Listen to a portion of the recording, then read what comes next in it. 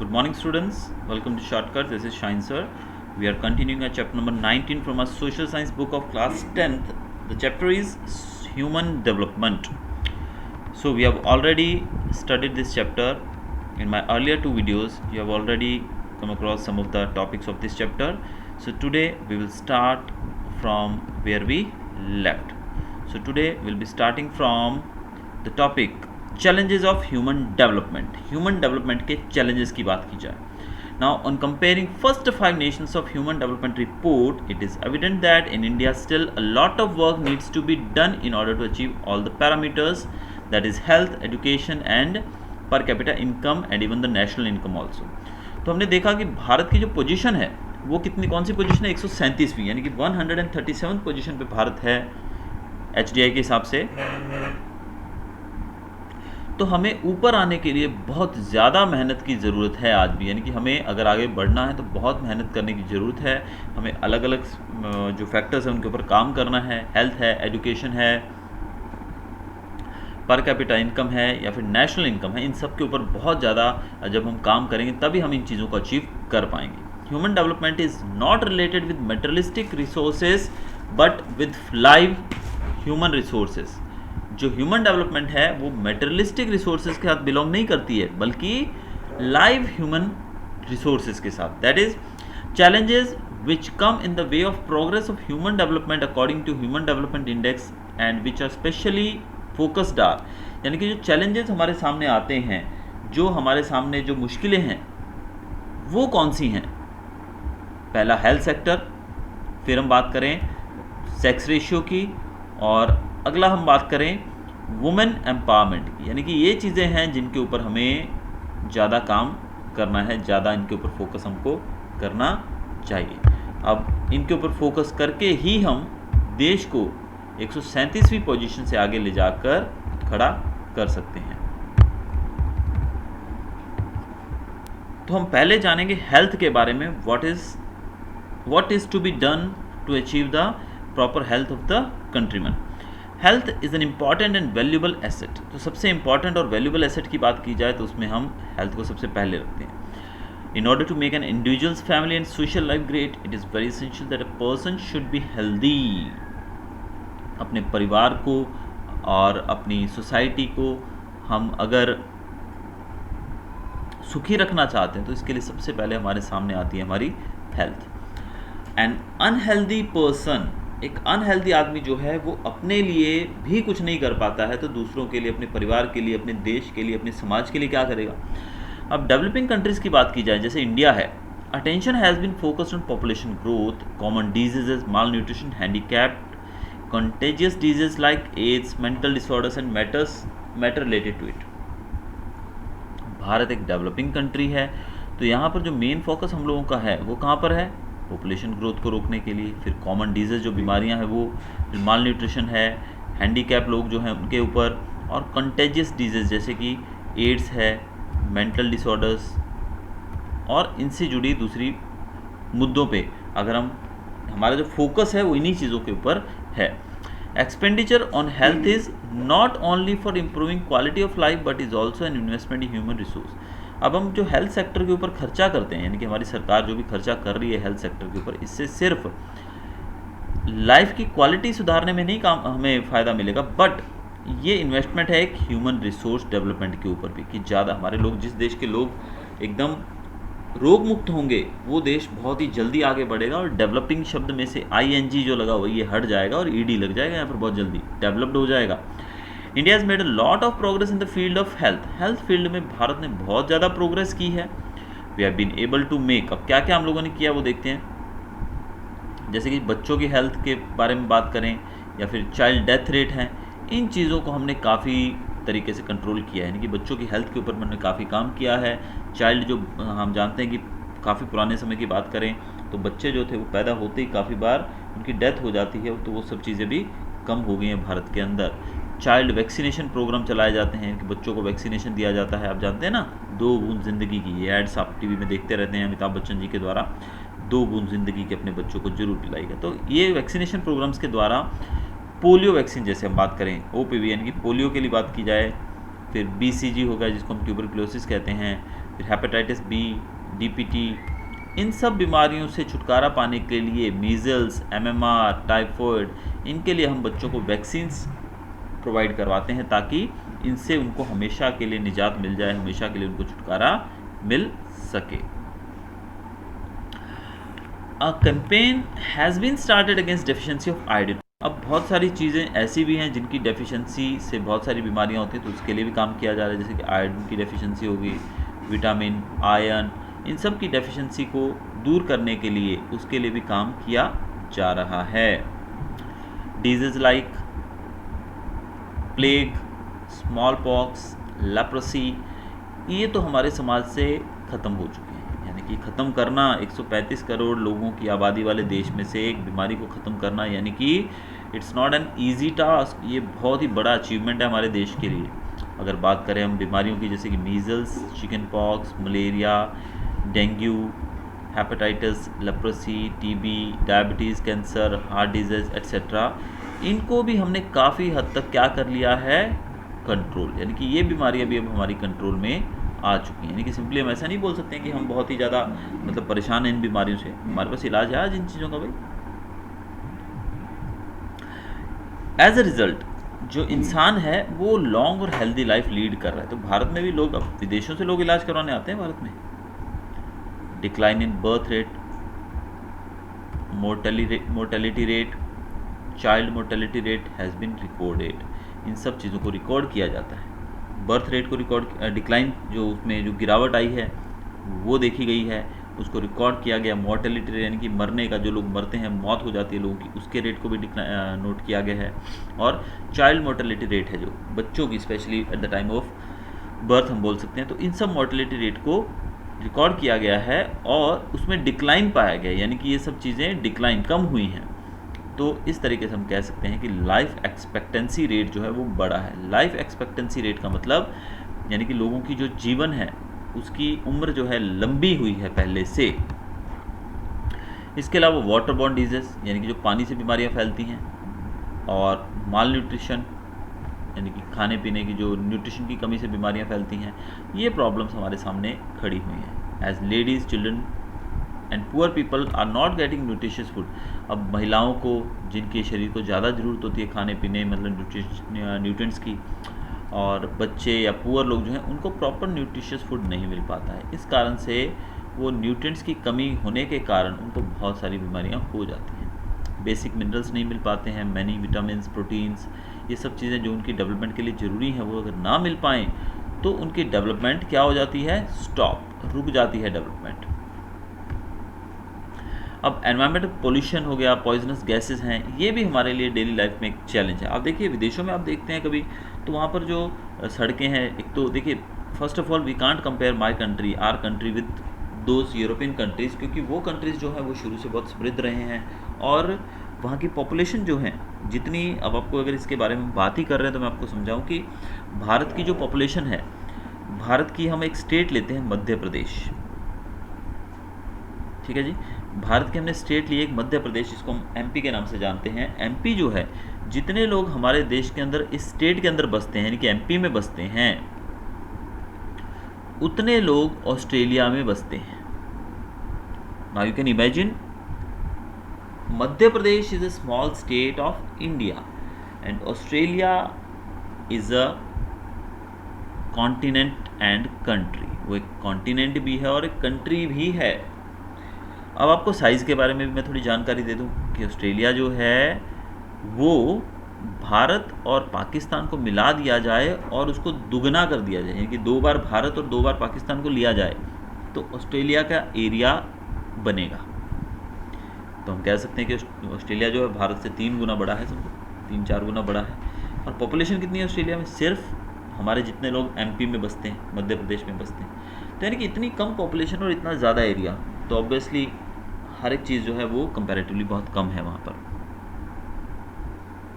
तो pollution level की बात की जाए तो भारत जैसे बड़े कंट्री के अंदर पोल्यूशन को कंट्रोल करना, पॉइजनस गैसेस वगैरह, एनवायरमेंटल पोल्यूशन को कंट्रोल करना, it's really big task.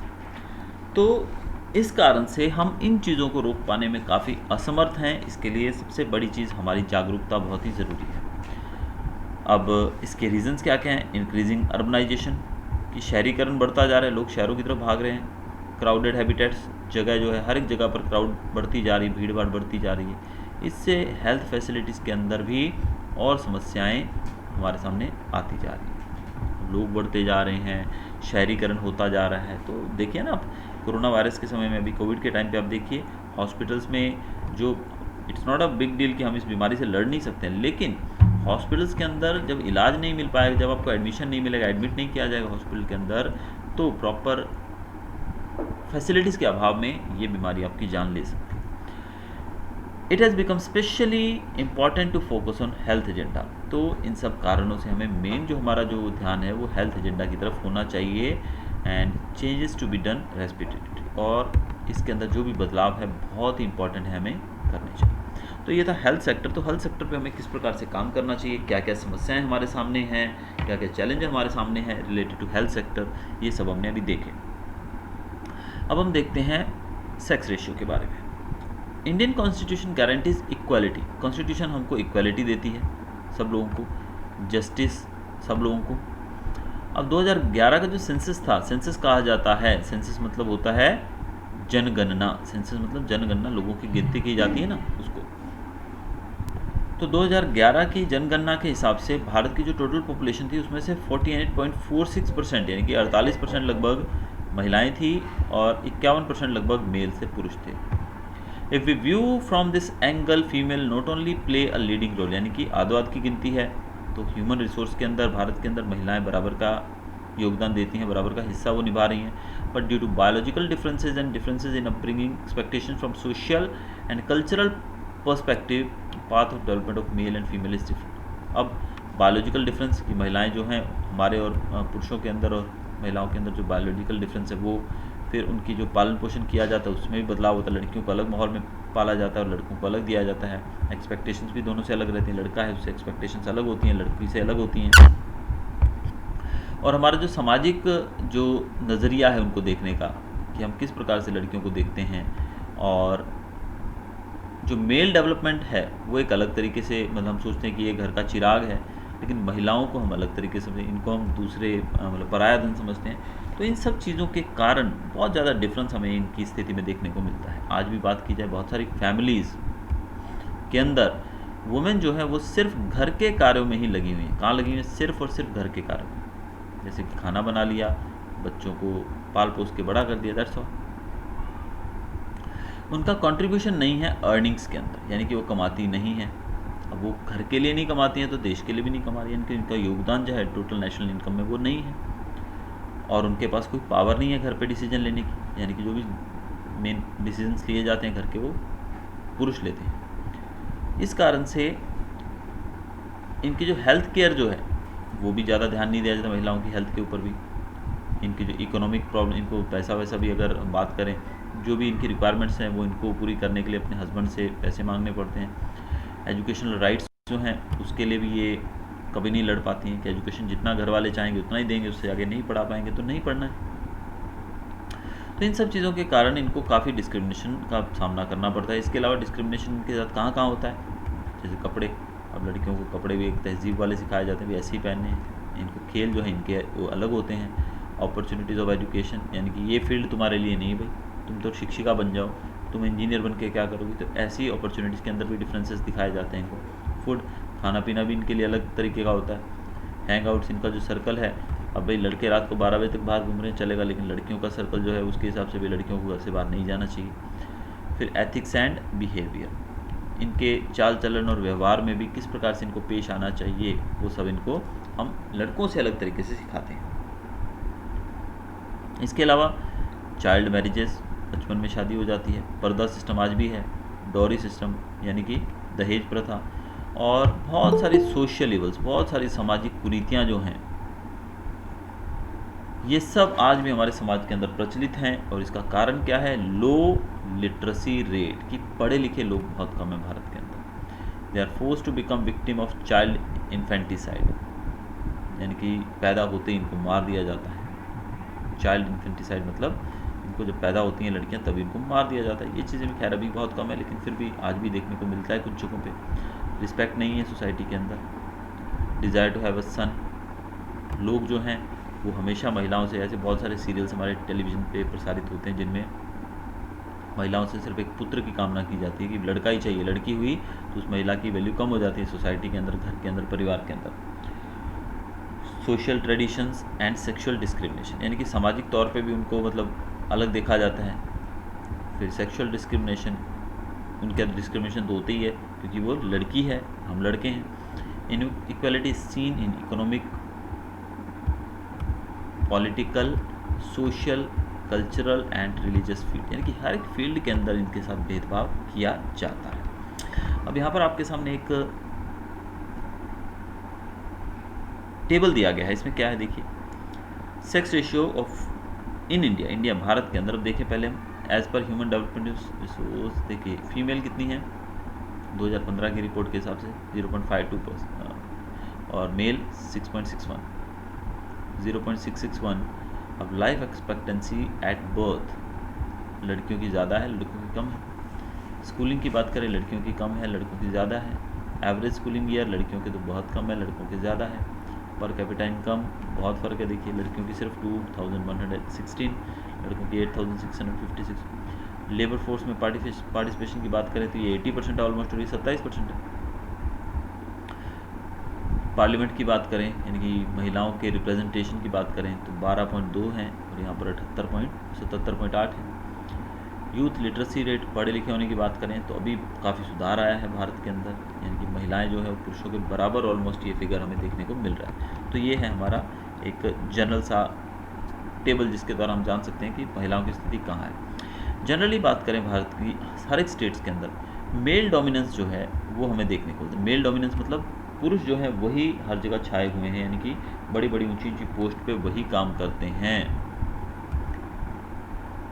High income भी उनकी है, ऊंची पोस्ट पे काम करना है, हाई इनकम है, वो ज़्यादा प्रॉफिट है, ज़्यादा सैलरी है इंडस्ट्रीज़ के अंदर, अच्छी जॉब्स हैं, ये सब जो हैं इन सब कामों में महिलाएं जो हैं वो पीछे हैं और जो पुरुष हैं वो इसमें आगे समझे जाते हैं। Proportion of female members of parliament is hardly 12.2% in parliament, महिलाओं की सिर्फ पार्लियामेंट में गिनती 12.2% है। Less proportion of female is there in parliament, parliament में प्रोपोर्शन बहुत कम है लड़कियों का, महिलाओं का। इवन पार्लियामेंट में, विधानसभा में सीनियर ऑफिसर्स की बात करें, managers, directors of the companies, commercial and technical fields, इन सब जगहों पे इनके साथ बहुत ही ज़्यादा भेदभाव होता है, यानी कि इनकी जो गिनती नहीं है बिल्कुल, इनकी देश की जो हमारे जो बात करें अगर देश चलाया जा रहा है पॉलिटिक्स में, इनका योगदान बहुत ही कम है क्योंकि इनके लिए सीट्स वगैरह ज़्यादा नहीं। Even discrimination is other fields also clearly appearing, इसके अलावा हर एक फील्ड के अंदर इनके साथ डिस्क्रिमिनेशन ऑलमोस्ट देखने को हमें मिलता ही है। अब हम बात करते हैं वुमेन एम्पावरमेंट की।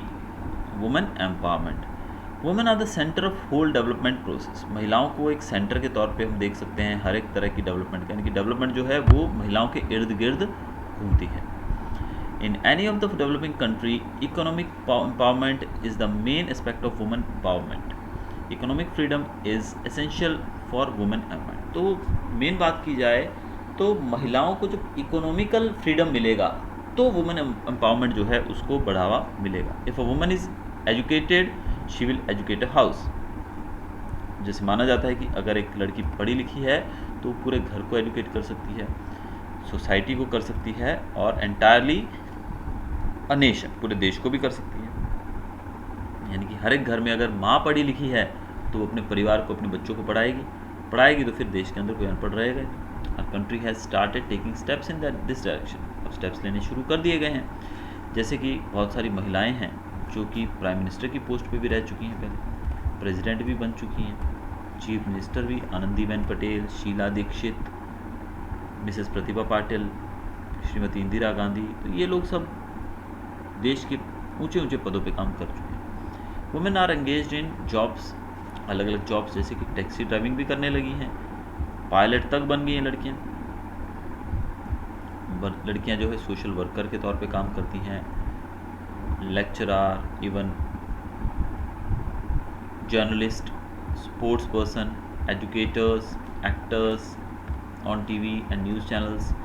तो हर एक फील्ड के अंदर हम देखें तो लड़कियों ने काम किया है, तो लड़कियों को हम किसी भी फील्ड में हम पीछे नहीं कह सकते हैं। हर एक फील्ड में वो आगे निरंतर बढ़ रही हैं, हर एक फील्ड में वो अपना योगदान प्रॉपरली दे रही हैं।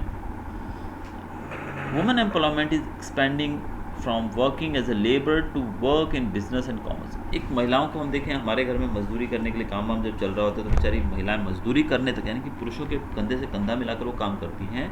वहाँ से शुरू होकर आज महिलाएं जो हैं इवन बिजनेस और कॉमर्स, यानी कि बड़ी बड़ी कंपनीज़ के अंदर, जैसे आपने एक बहुत ही बड़ी बिजनेस वूमन नाम सुना होगा मिसेस चंदा कोचर के बारे में, तो ये जो महिलाएं हैं ये हर एक फील्ड में आज अपना योगदान देती जा रही हैं।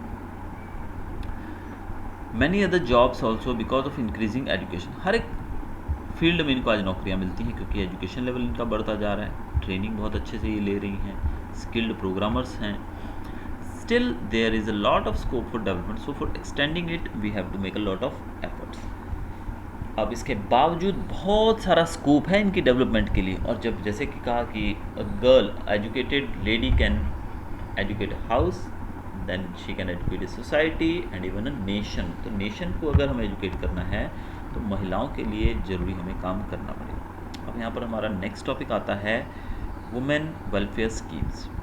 अब 1980 से बहुत सारे प्लान्स और प्रोग्राम्स महिलाओं से रिलेटेड उनकी डेवलपमेंट के लिए भारत में इम्प्लीमेंट किए गए हैं, जैसे कि नेशनल कमीशन फॉर वुमेन जो कि 1992 में बनाया गया था। आपको ये चीज़ें याद रखनी है, कब बनाया गया था, 1992। फिर national policy for empowerment of women जो कि 2001 में बनाया गया था department of women and child development के द्वारा। इसके अलावा बहुत सारे प्रोग्राम्स चलाए गए हैं जिससे जो महिलाएं हैं उनको स्ट्रेंथ मिले, उनको नौकरियां मिलें, वो इनकम जनरेट करें, उनका वेलफेयर हो और वो हर एक सेक्टर के अंदर सपोर्ट की तरह काम करें, और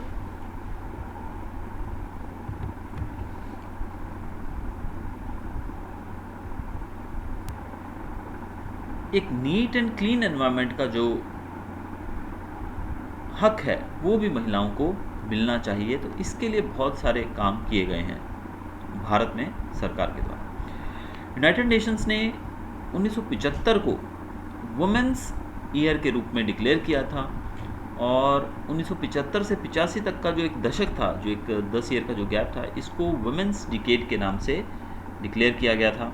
फिर 2002 जो था उसको वुमेन एम्पावरमेंट ईयर के नाम से हम सेलिब्रेट किया है हम लोगों ने, 2002 की बात करें। An act has been amended to give them equal right in family property. अब आप जानते हैं ये तो चीज़ भली बात थी कि लड़कियां जो हैं वो अपने परिवार की, पिता की प्रॉपर्टी के अंदर बराबर की हकदार हैं। पहले क्या होता था कि लड़कियों को पराया धन समझा जाता था, भाई चलो शादी हो जाएगी लड़की अपने घर चली जाएगी। अब वहाँ जो चीज़ है वो इसकी, यानी कि लड़कियों को एक्चुअली मिलता ही कुछ नहीं था, लेकिन अभी प्रॉपर राइट, इक्वल राइट दिया गया है फैमिली प्रॉपर्टी के अंदर, तो ये बहुत ही अच्छी बात है।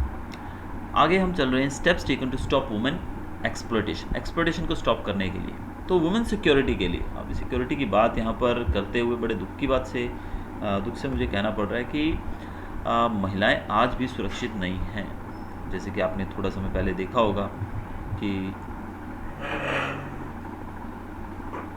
आंध्र प्रदेश, आई थिंक हैदराबाद, कहीं पर एक जगह कुछ ऐसा ही केस हुआ था महिला के साथ। तो the doctor, she was raped and killed, burnt alive by the culprits.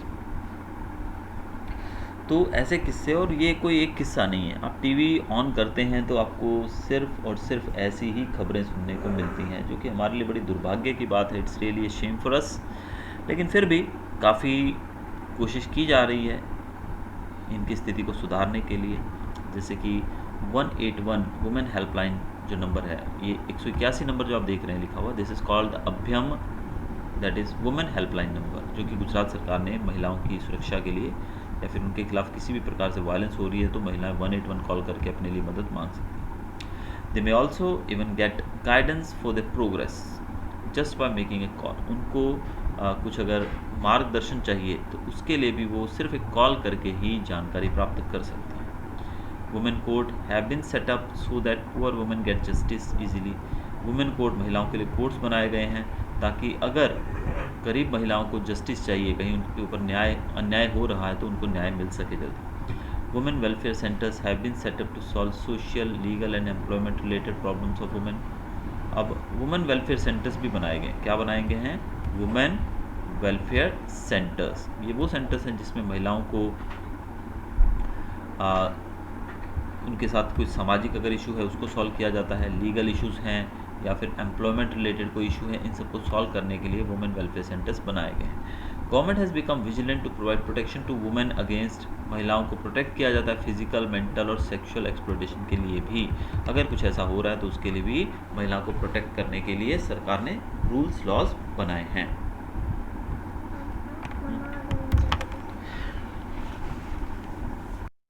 So we are continuing.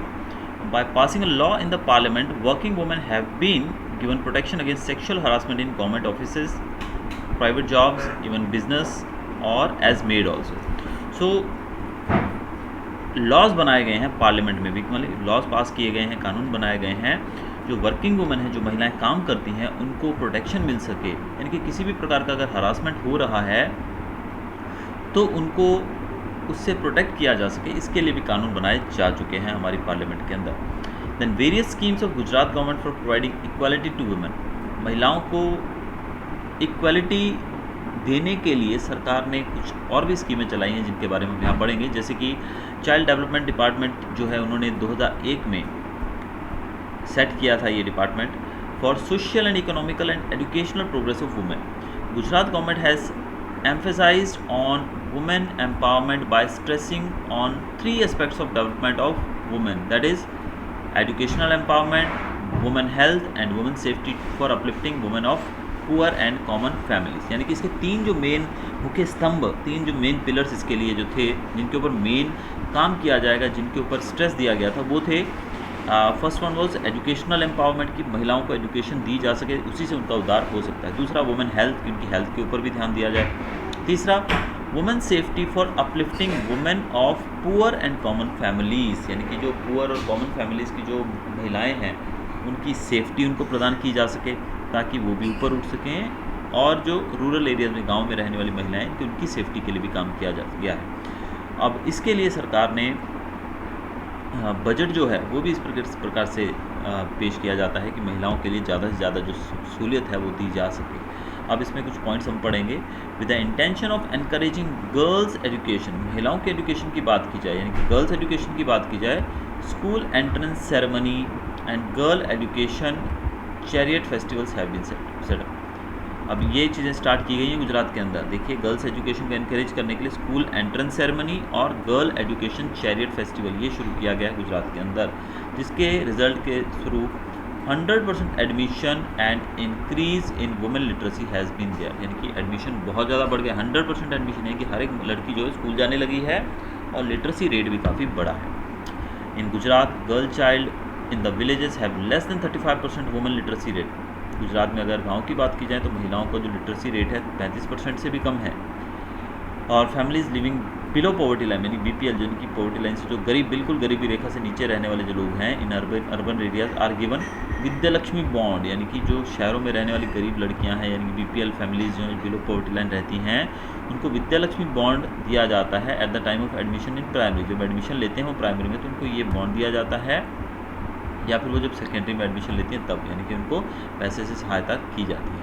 Under Saraswati साधना योजना, अब इस योजना के अंतर्गत 1,50,000 गर्ल्स, 1.5 लाख लड़कियों को साइकिल्स दी गई हैं फ्री ऑफ कॉस्ट, ताकि वो नियर बाय जगहों पे स्कूलों में जाकर एसटी बस या ये चीज़ें इनमें फ्री सफ़र करके वो वैसे भी जा सकती हैं, लेकिन साइकिल्स भी उनको दी गई हैं फ्री कि वो अगर नियर बाय दूरियाँ हैं तो वहाँ पर जा सकें जहाँ पर बस फैसिलिटीज़ नहीं है। अदरवाइज़ फ्री ट्रैवल उनको बस के द्वारा अलाउ किया गया है।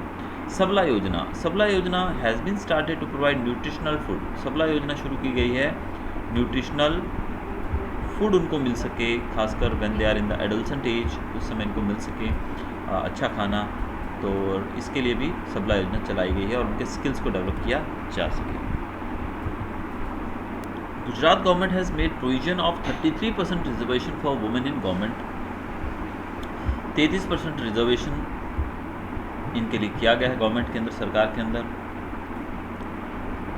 लोकल सेल्फ गवर्नमेंट इंस्टीट्यूशंस की बात करें, जैसे कि gram panchayat, taluka panchayat, district panchayat, municipality, municipal corporation etcetera, वहाँ पर, और women reservation percentage has been increase, इनका जो रिजर्वेशन किया गया है परसेंटेज वो 33 से बढ़ाकर 50% कर दिया गया है। राष्ट्रीय स्वावलंबन योजना के अंतर्गत इनको पेंशन दी जाती है।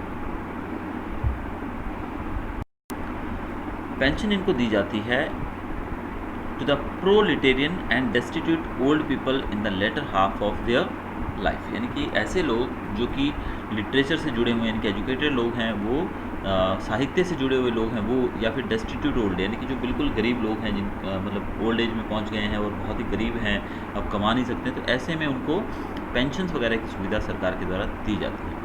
Other than this, destitute widows are given economic help so that they are not forced to lead a poor life, जो गरीब विधवा औरतें हैं उनको भी हेल्प दी जाती है ताकि वो भी गरीबी भरा जीवन ना बिताएं। Under mission Mangalam Yojana, government provides economic help to the women through Sakhi Mandal to make them self reliant. Mission Mangalam Yojana के अंतर्गत सखी मंडल बनाए गए हैं जिसमें महिलाओं को उनको रोजगार दिया जा सके, यानी कि सेल्फ रिलायंट, जैसे कि सिलाई का काम हो गया, ये चीज़ें सिखाई जाएँ ताकि वो अपने लिए कुछ कमा सकें। और फॉर वुमेन हेल्थ की बात की जाए तो E Mamta programme has been started. E Mamta programme के अंतर्गत जो प्रेग्नेंट वुमेन है उनको अपना जो रजिस्टर करवाना पड़ता है मोबाइल टेक्नोलॉजी के थ्रू, और फिर उनको एक कार्ड इशू किया जाता है जिसको ममता कार्ड कहा जाता है, और so that death at the time of maternity may be control. तो इससे क्या होता है कि डेथ हो जाती है जो महिलाओं की, यानी कि इलाज के अभाव में, यानी कि अच्छे हॉस्पिटल में इलाज नहीं होता है, ऐसे में कभी कभी महिलाओं की डेथ भी हो जाती है when they are giving birth to the child, उस समय डिलीवरी के समय उनकी मौत हुई है। तो ऐसे इश्यूज़ को रोका जा सके इसलिए इनको ई ममता कार्ड भी दिया जाता है। इसके अलावा रेगुलर हेल्थ चेकअप किया जाता है इनका, और बच्चे के जन्म के बाद बच्चे की हेल्थ का और इवन माँ की हेल्थ का भी प्रॉपर केयर किया जाता है, उनको वैक्सीनेशन वगैरह भी उनको प्रॉपरली दिया जाता है।